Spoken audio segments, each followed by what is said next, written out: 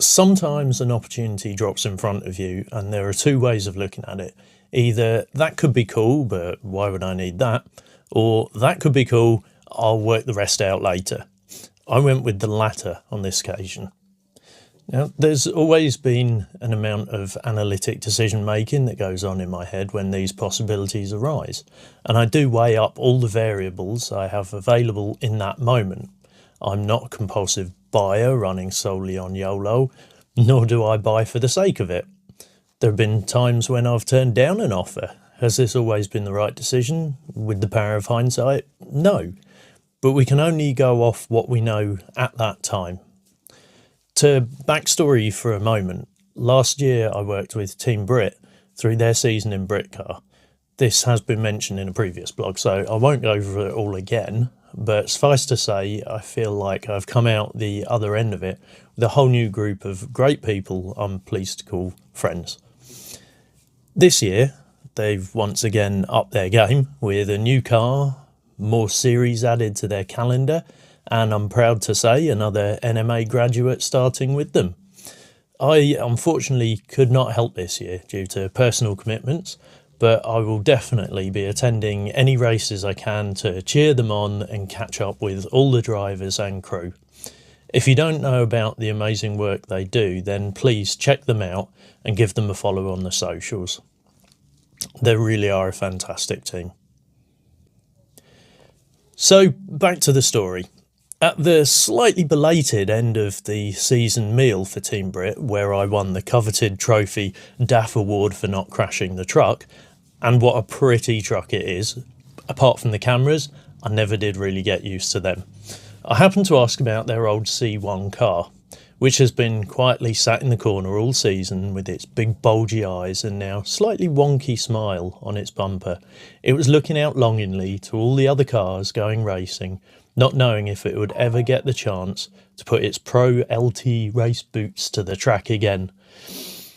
Am I making you feel sorry for it yet? So the car is an automatic due to the nature of the team. Again, if you don't know why, then go check them out. And it has an issue with that would need addressing, but otherwise it's all ready to go with all the necessary kit like fire extinguisher, roll cage, seat, suspension, wheels. Now, we've spoken a lot throughout the year, and they are aware of what we do at the Academy, which was set up with the intention of helping those that can't or didn't go to university or didn't quite make the necessary grades at school to get a second chance at gaining their qualifications, learning about motorsport and getting into the industry. Because after all, it's not the type of job you just get because you have bills to pay. It's a passion, a full-time way of life. I mean, I know people that could get jobs that pay more, but they love what they do, and that counts for more than money, providing they have enough to pay their bills each month, of course. So, proper race cars are amazing and really are a thrill to be up close to. But many times I've seen people come to the pits for the first time and get overwhelmed by the sheer size and complexity of some of these incredible machines. For quite a while, I've thought about a smaller, more accessible vehicle for people to cut their teeth on. Something that would allow mistakes without costing tens of thousands of pounds. Something that could have development work done to optimise what was never really meant for anything more than scooting around town, popping to the shops and being generally cheap to own. Sure, throwing a huge wing and massive aero kit, which adds loads of downforce for better mechanical grip, is great, providing you have the required power from the engine to overcome the additional drag created. What's the point of being able to go around a corner at 200 miles an hour if the car will only actually reach 90? So by now, you've probably worked out where my mind was going with all this. The conversations were had and a deal was struck. Did I have an actual plan on how I'd move forward with everything? No. Did I know who else would be on board with this idea? No.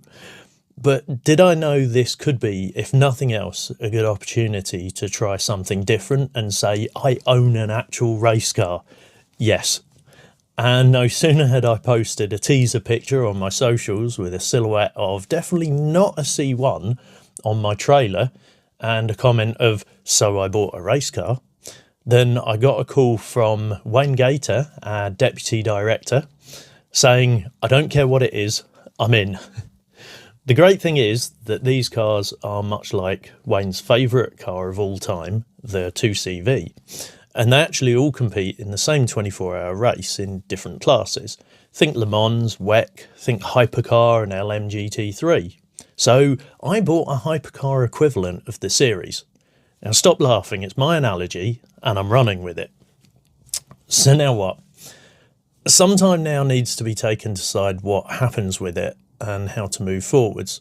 What are the goals and how will we reach them? One thing I do know though, it's going to be a lot of fun and I want to try and keep it documented and hopefully take anyone else along for the ride that wishes to join me in it. Thanks for watching. Hopefully it's been a different way of doing my blog, and if it did work, if it was preferred to reading it, then brilliant, and I shall do the next one in the same format as well. Thanks.